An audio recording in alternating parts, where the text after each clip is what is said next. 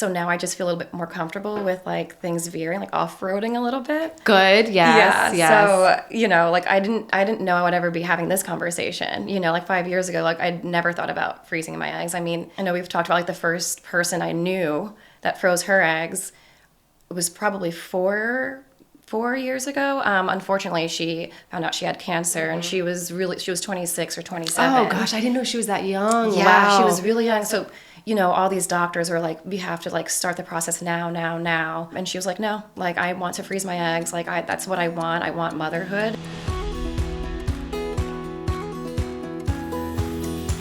I'm very excited to welcome my next guest to the Quiet the Clock podcast. This is someone very special to me, and I want to say it is a very brave and courageous thing to do and to be here.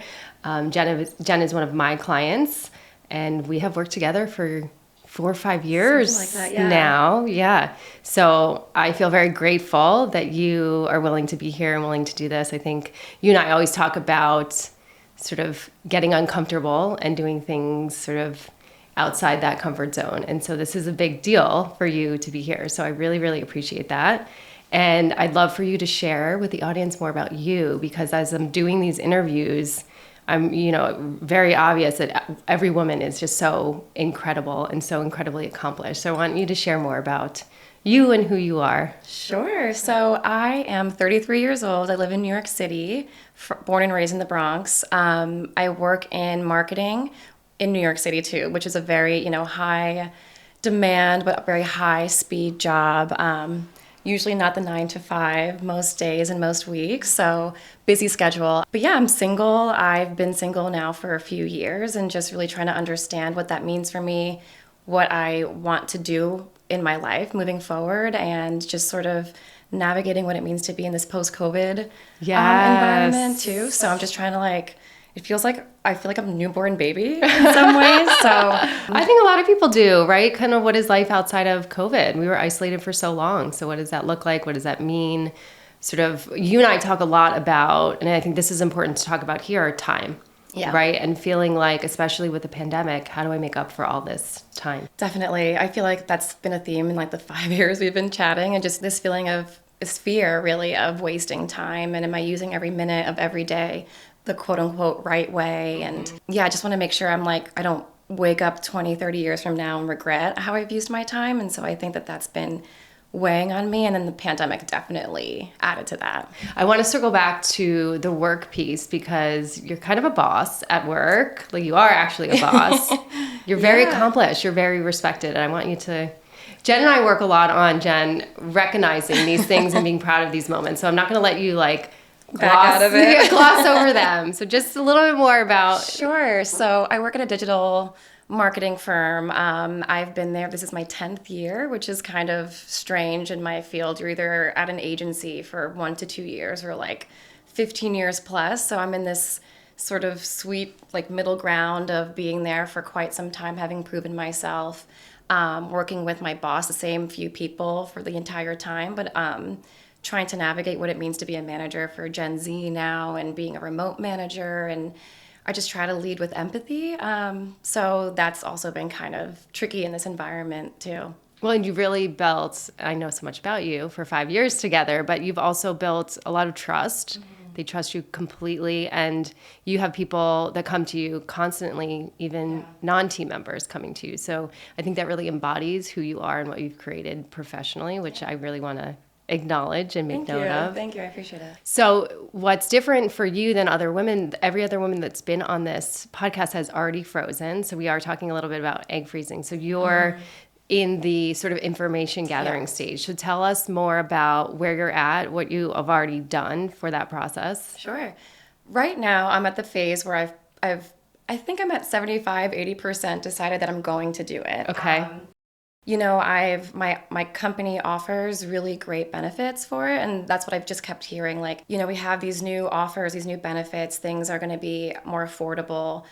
So I think now a month ago, I would say, I called up the provider just to get more information, just to see what is the process like and how do I start, just trying to get a lay of the land really. And it was really overwhelming, to be honest. There's a lot of information. I think that I think I'm a pretty intelligent person, but I think that when it comes to things like insurance and healthcare and all this stuff, it's just like so daunting and it's a lot, I'm there writing notes ferociously and when I read them back, I'm like, what does that mean? And Well, the so whole I'm in thing is that overwhelming. phase. Even, yeah, and I think that's like just the decision or thinking about that or thinking what the decision means.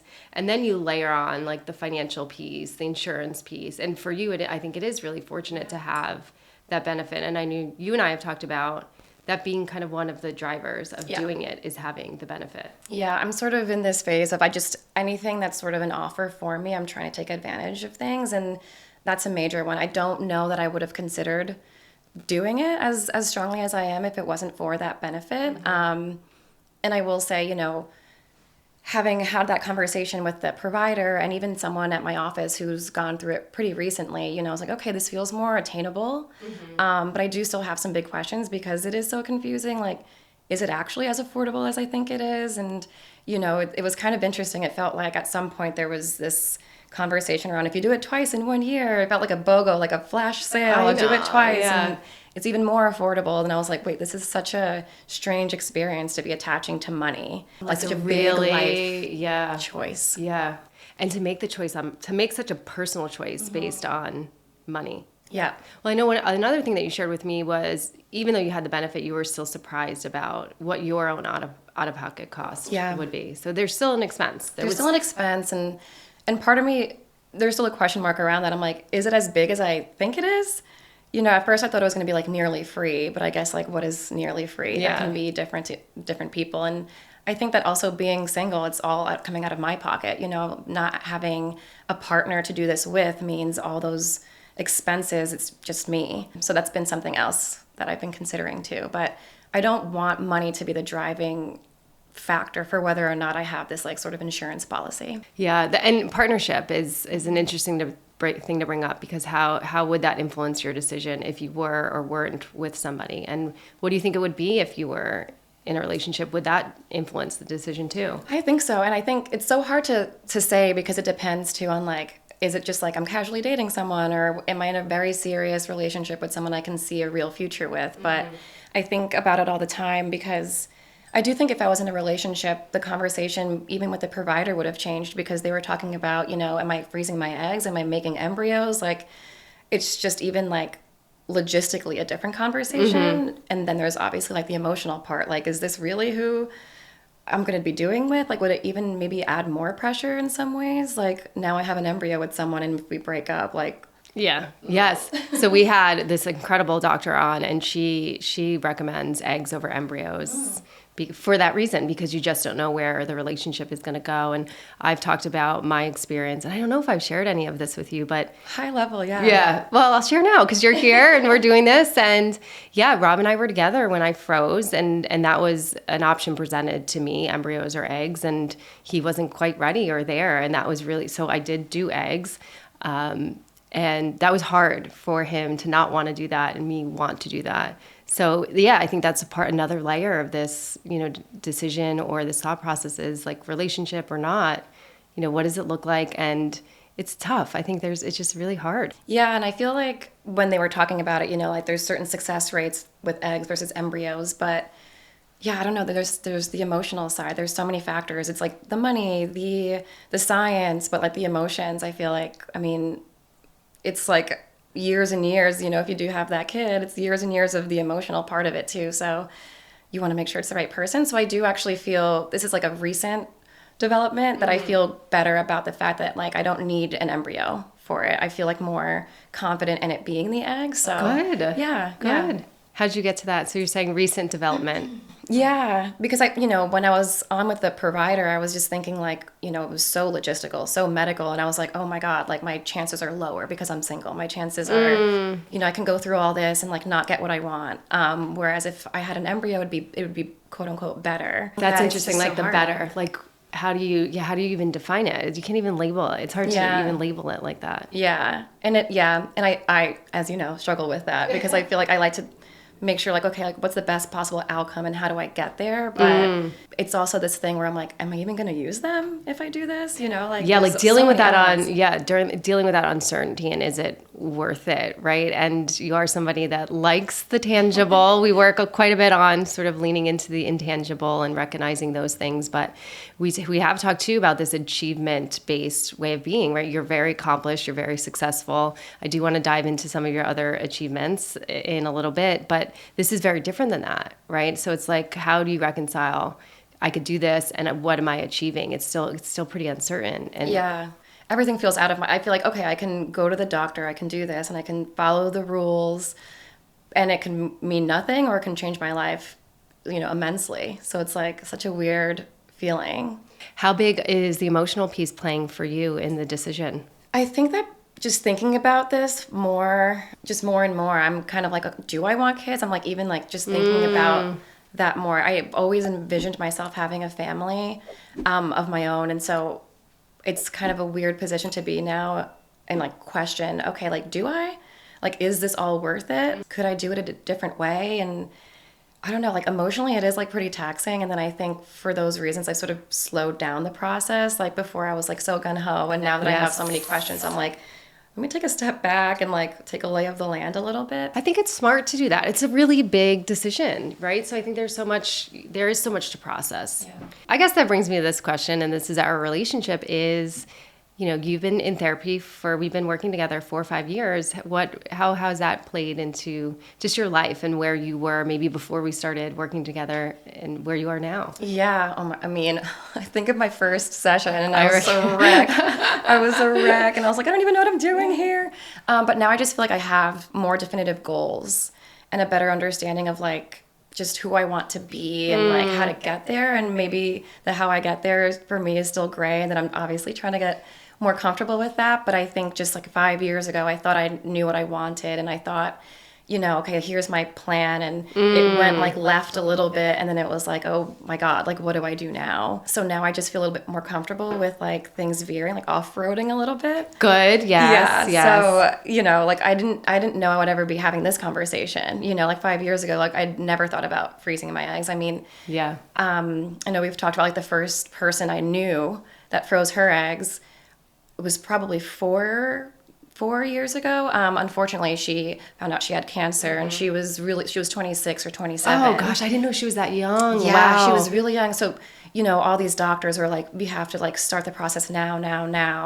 And she was like, no, like I want to freeze my eggs. Like that's what I want. I want motherhood. And Wow. And she put that first. And I remember, you know, I was like a year older than her, and I was like, oh my God, like she knows. Like that's like a definitive vision. She's clear. She has. She was clear. And I remember that being really inspiring. And that was the first, you know, scenario in which I heard someone freezing their eggs. Well, what's interesting too, because since you and I have started talking about it and you've been considering it for yourself and preparing for this, you've had more conversations with women and it's kind of now everywhere. It's popping up literally everywhere. Like my neighbor, my old roommate, my coworker just last night told me, you know, all of her friends have frozen their eggs for one reason or another. So I'm like, okay, like it's nice to hear because there's nothing really out there. Like when I was thinking about it, I listened to like one podcast and it was very different.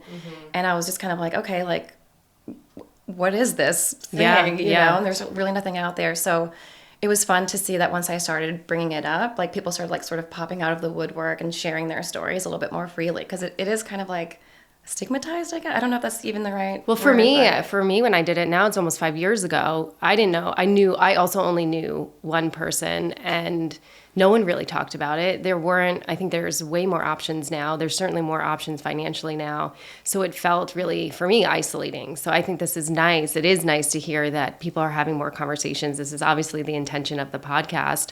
But on the other side of that, I had 2 guests on yesterday that were saying, you know, newly into their 30s, 30, 31, this sort of other side of it being ushered into this conversation and not even ready to think about it. So they were feeling like, you know, once you turn 30, everybody's saying, oh, when are you freezing your eggs? When are you doing it? And they're like, wait, I don't know. Am I supposed to be doing this? Do I want to? Yeah. So I think there's like striking the balance on that conversation. But it is nice to have other people talk about it and not feel so isolated in it. Yeah. And it's interesting because, yeah, when I turned 30, it was still not anything that anyone was talking about. And now that I'm 33, I'm turning 34 this year, and I'm just kind of like, am I too late? Like, should I have done it? Like the wasting time theme that I, struggle with. Like, should I have already done it? Are my odds lower now because I didn't do it when I was 29 or 30? And it's just like such an ambiguous thing. Well, you can't change it, right? And I think that's part of the conversation that should be cultivated is just, we talk about this stuff a lot, like being in the now, appreciating the now, being grateful. And I like what you mentioned earlier, and I want to talk about that sort of this idea of veering off the path. Like you thought that there was one path that you were going to be on, and now it looks different. And I think that's a lot of struggle for women, and it was mine too, where you just think you're going to follow a more traditional path of marriage, kids, and then it's looking quite different. And it's looking quite different than maybe a lot of people around you, and how to navigate that, how to sort of reconcile that. And, I know you and I do work on that, but maybe you could share for you how you get to a place of accepting that the path is looking different. Honestly, I don't really know, because when I think about what I thought the path was, even then it's unclear. I don't know that I ever thought marriage, kids, picket fence, like all this stuff, because that's not what I grew up with. So I don't, my parents split up when I was really young, so it's not like this traditional family system that I grew up with. So I don't know that I thought about it that way. So when I say that I'm more comfortable off-roading, I don't even really remember what that original path in my mind looked like. But maybe off-roading is your path. And maybe, yeah, I do think so. I think that, I like being a little bit more spontaneous. I don't love routines. I like things to feel a little different every day. And so I do feel like, yeah, I think that's where I tend to thrive. Sometimes I do struggle with it, but I do think that that's where I'm best. And and that's like for you, I just really want you to keep leaning into that being who you are is like sort of off the path, carving your own path.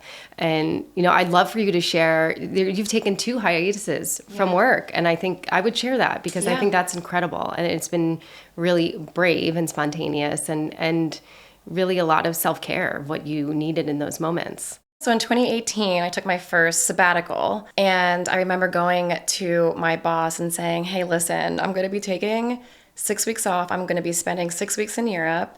I really need to do this, for myself. And my life was so different back then. I planned on doing it with a boyfriend at the time, and between deciding... That's right, I forgot that piece. Between deciding that we were going to do this sabbatical together to when, I took off on that plane, we'd broken up. And so I was like, you know what, I'm still going to be doing this. Like, I need to do this for myself.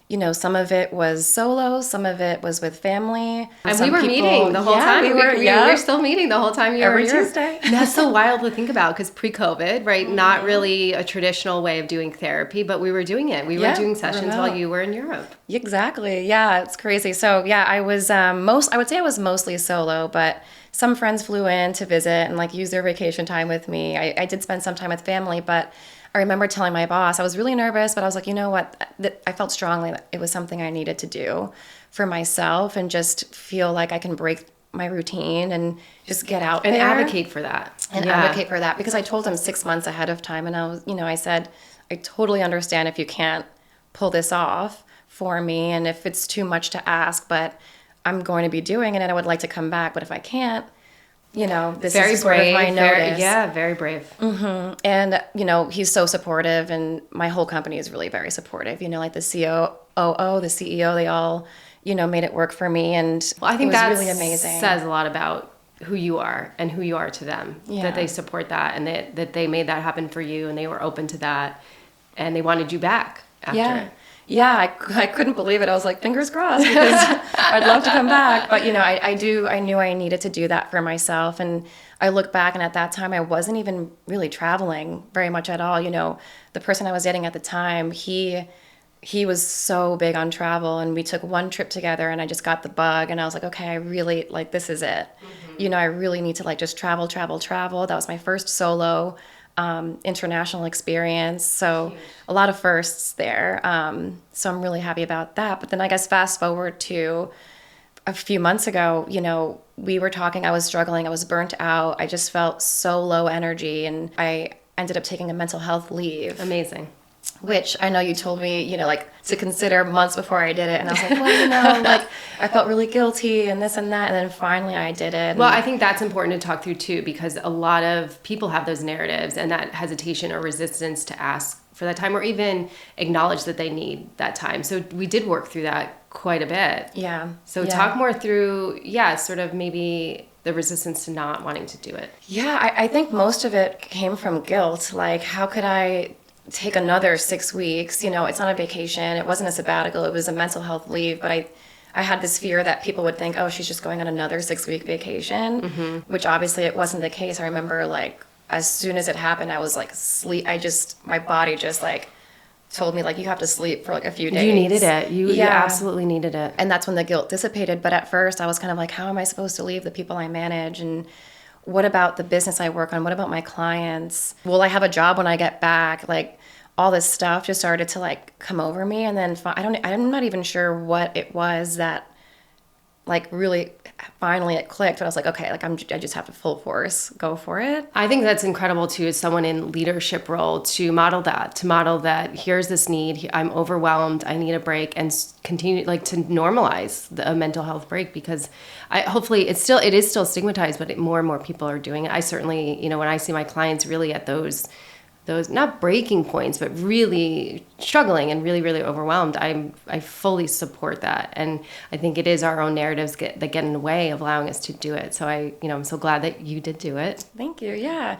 And I think I'm still reflecting on it, because I only got back to work after it in mid-February of this year. So, I'm thinking about what that means, and like they're just telling the junior people on my team, like, and they were like, amazing. It was just like, good for you. Like all this positive reinforcement from them, which was so nice to get it from like, I got it from like senior team members too, but like to hear it from junior team members felt really nice, because I was just kind of like, okay, this is something they get, and, something I shouldn't feel guilty about. And just being a person on the leadership team in my office, I'm, a person of color, I'm mixed race. So it was like, I just feel like that, mental health conversations don't really happen in, like Latin communities as much. I just remember even telling my mom, like, I'm going to be doing this thing. And I was kind of like, how is she going to take it? And how did she take it? It was, she better than I thought. Honestly, I thought she was going to be like a little like, I'm her only child too. So it's like, she's so anything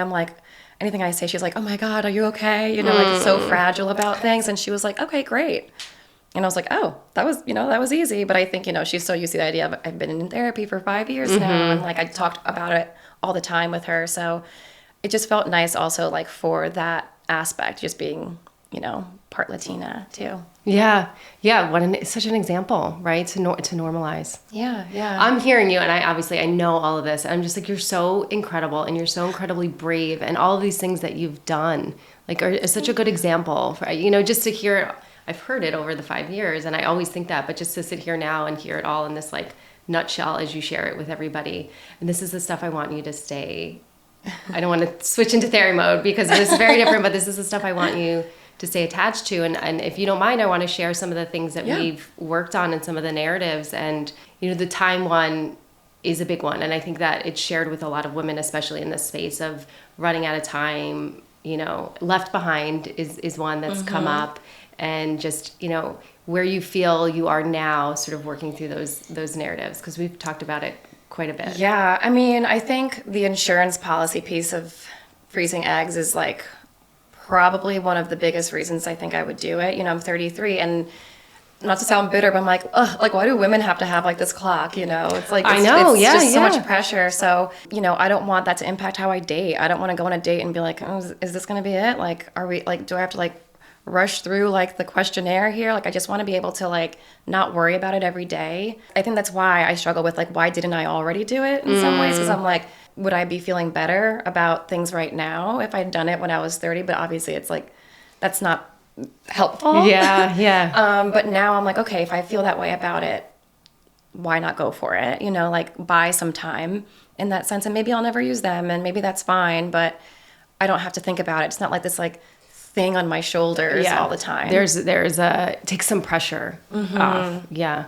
And you bring up a good point about the dating, right? Because for me at 34, I met Rob at 34, and then 35, 36, all good, all happy. And then it's like that age and that time and that, and he's not worrying about that because it's not his body. And it puts so much pressure on things. So I love the idea of, doing it also to relieve that pressure and allow you to date in a way that is maybe more enjoyable and more fun. Relaxed and just, not like an interview. You know what I mean? Right. Like, and rushing through it. Like, are you going to be the person? Yeah, because who knows? I hate that. I think about that like first, second, third dates. Like, I don't want to be like, what's your 10-year plan? Like, that's not very cute. But it could feel that way. It could feel like you have to do that. Or, so I guess share where you're at in dating if you don't mind. Oh my gosh, very slow. I took a pause there for a while. I think I was in a pretty toxic situation for a while. And so I just wanted to pause, take a step back, sort of like take inventory. Right now, it's like very scary. It's very overwhelming to me. It's the Bumbles, the Hinges, and it's just like so overwhelming. It feels like a part-time job, and it feels, especially in New York City, it feels there's so many people, and it's just so easy to be like, okay, like, is everyone just disposable a little bit? Like, there's always like someone else. Like, I can swipe right, but like I can go on this date, I can chat for like a minute, but like who's next? Like the swiping of it all is just the optionality. So daunting. Yeah. So not my favorite, but I'm trying. I'm trying to do things that make me feel uncomfortable a little bit more often. Just thinking about like I can't expect different results doing the same thing. So, in a perfect world, I could meet someone IRL and just like bump into someone on the subway and like the New York City, like the New York City, love story. But well, that I am still a believer that is still possible. And you and I talk about this a lot. It's just the openness, right? Are you projecting that energy that you are open, and are you out in the world sort of giving out that energy? And you're putting things in place. Like you're really great about setting goals for yourself every month. Like that, try a new place, try a new neighborhood, get out. So I think, you keep doing that stuff, and you'd be surprised what you invite. Yeah. And it all feels very new. Like I took a long pause there. I really wasn't trying. I think there were times I thought I was trying, but like my guard was much higher than I thought it was. And I'm still working on bringing it down, as you know. But I'm hopeful. But I think that, right now I'm just going to chip away at it, just see what comes of it, meet people that maybe I didn't expect to like or be interested in, and just sort of open my walls up a little bit more and just see what happens. But I'm just hoping that I can take the pressure off of that. I want to talk about a couple more things before we wrap up, and I want to share and have you expand on some pretty major accomplishments that you had there are many, but a couple that stand out through the pandemic where I think there were moments that you overlooked them because you were doing them independently. You were doing them as a single woman. And one of those, a huge accomplishment, is you bought a house. I did. Oh. So weird. You bought a house and you got a car. Yes. So during the pandemic, you set out these goals for yourself and really felt overwhelmed by those too, because there was a lot to consider. There was a lot of things that you didn't know, and those are overwhelming things to research, to understand the options, to understand the financial component. And there were moments, I know that you focused a lot on how it was happening, and that it was happening alone instead of being empowered and really proud of doing it. And I've had those moments too, where you're focusing on the things you don't have versus the things that you have. So speak to those accomplishments. Yeah. Because it's incredible, and you have the most beautiful home. Thank you. I decided in, I think, probably like late 2020, basically the pandemic came, I got a financial coach. I was like, I'm just sitting here, like, let me see what I can do. And that was probably one of my better decisions, because they were like, yeah, you can pull this off. And I was like, me? You're kidding. So, I needed a car first, because basically, my dream was to stay in the city. I think I'm just a city person, born and raised in New York. So I just can't imagine at this point leaving a city environment, but I wanted this option to escape and get away and not feel so trapped in an apartment in the middle of lockdown, just kind of like change my perception of things. And living alone.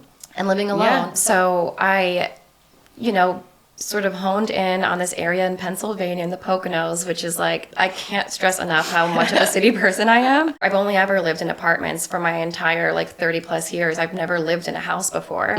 So there was some imposter syndrome that snuck in there. But within a few months, I bought a car, and then I started just tearing it up with my realtor. So, that was really fun. And I think that, it was kind of it was a heightened experience because, every house I visited, there were 20 offers on it. And I was like, am I ever going to do this? Yeah, you were really doing that at the height of, Yeah. Yes, yeah. It was brutal. Like every house I fell in love with, I'm driving 2 hours, touring these homes, putting in offers, hearing that people put down so much more and all cash and all this I know stuff. the highs and lows of that. I remember know. that. And I was like, how am I ever going to do this alone? Like if I had a partner, we could, put our money together. If this, if that, it would be easier. But when I closed on my house that I have now, it did feel kind of like wild. And I was like, wow, I did that. I really did that alone. Obviously with the support of family, friends, therapy. I don't know. It does feel special now. I think in hindsight doing it, by myself. But there are some days still, I'm kind of like, it would still be nice to like share this with someone. Yeah. But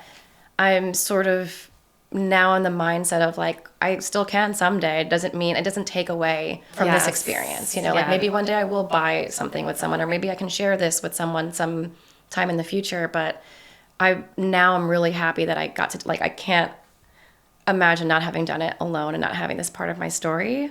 Huge part of your story, and just something to be so incredibly proud of. And I think that's sort of some of the message I want to convey is that not overlooking those things, not just to you, to everybody, is being really in that moment and being appreciative of all that you do alone, because I think it's so powerful. Thank you. Yeah. And I think that having done things like that, now having traveled alone, I went to Thailand by myself for 2 weeks too, which my mom did have a panic attack. I told her that. And buying a car and buying a house and doing all these things, now I'm like, why can't I freeze my eggs by myself? Like, why should I have to wait for someone else to come along and be like, should we do this? Or waiting. That's such a good word. That just like caught my ear, because we've talked a lot about that too. And I talk a lot about that with other clients and with friends, like moving out of this space of waiting to living, right? I think that sometimes we wait to find the partner, we wait to be pregnant, or whatever we're waiting for. We're waiting for somebody else to do those things. And really, you and I have been talking about like living in action,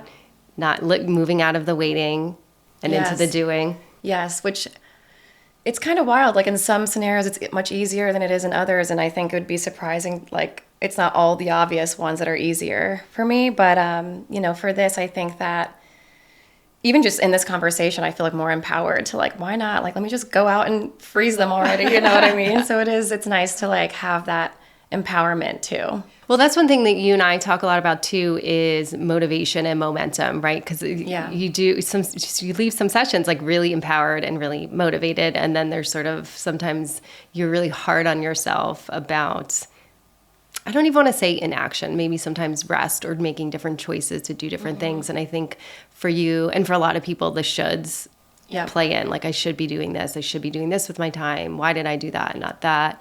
And sort of, I think that's still some of the work, is to accept sort of your process. Definitely. Yeah. It's one of those things where when I decide on a goal, I'm like fixated on it.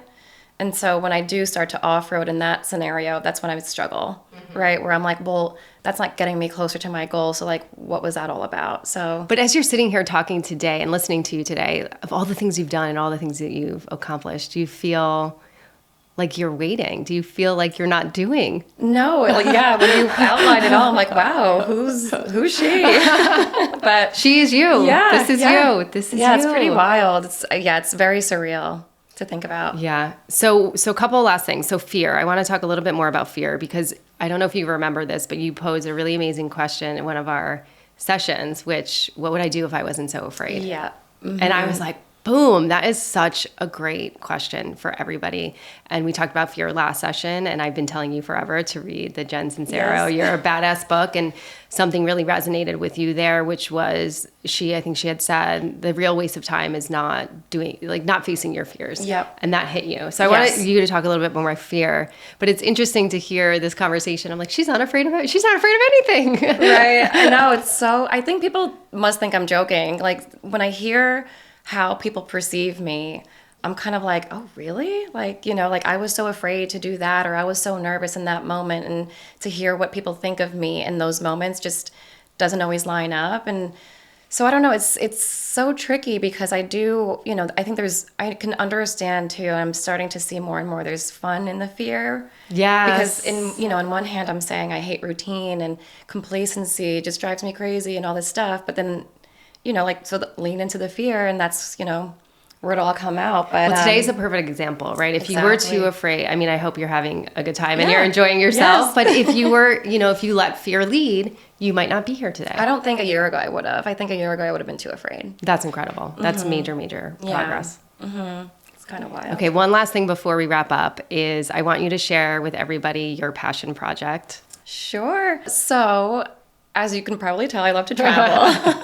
And so what I've been working on lately is this idea of just when lockdown happened, I felt like, everyone's saying like, what are your hobbies? What are your interests? And I always had to say travel. That was like my main sort of interest, and it still is. And so I had this moment of like, okay, how weird that my favorite thing to do is something that you can realistically probably only do like 2, 3, 4 times a year, depending, and like, what do you do the rest of the year? Like, what else are you doing if like your hobby is so limited and so hard to achieve sometimes? And so, I started this, I'm not quite sure what it is yet, but I started this project called Passport Mentality. Right now, I've been writing a couple articles on medium.com. So if you search Passport Mentality, it'll come up.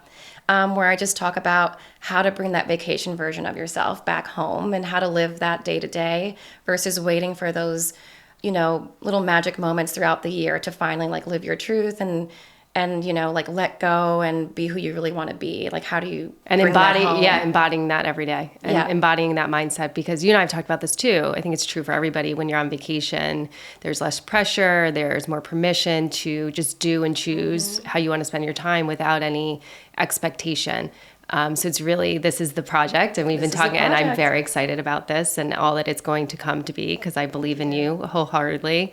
And we'll put in the show notes where people can find your blogs. And hopefully by this time this comes out, there will be more. Yes, absolutely. Keep pushing. Anything else you want to share before we wrap up? No, I'm just really grateful to be a part of this podcast and this story that I think a lot of people need right now. I can just think of so many of my friends who would probably benefit from listening to this, because there really isn't anything like this out there for people who are considering freezing their eggs, and whether or not you're single or married or going through an illness or something like that. I think there's just not a lot out there that isn't so medical and scary and sterile. So I think this will be nice to hear everyone's stories. I appreciate that. I really, and just knowing you, this is so brave and this is so courageous. And these are all the words we use in our sessions. And I value you so much. I value the work that we've done together. I value the years that we've been working together. And it is so meaningful for me to have you be a part of this and to be here. So I thank you so much.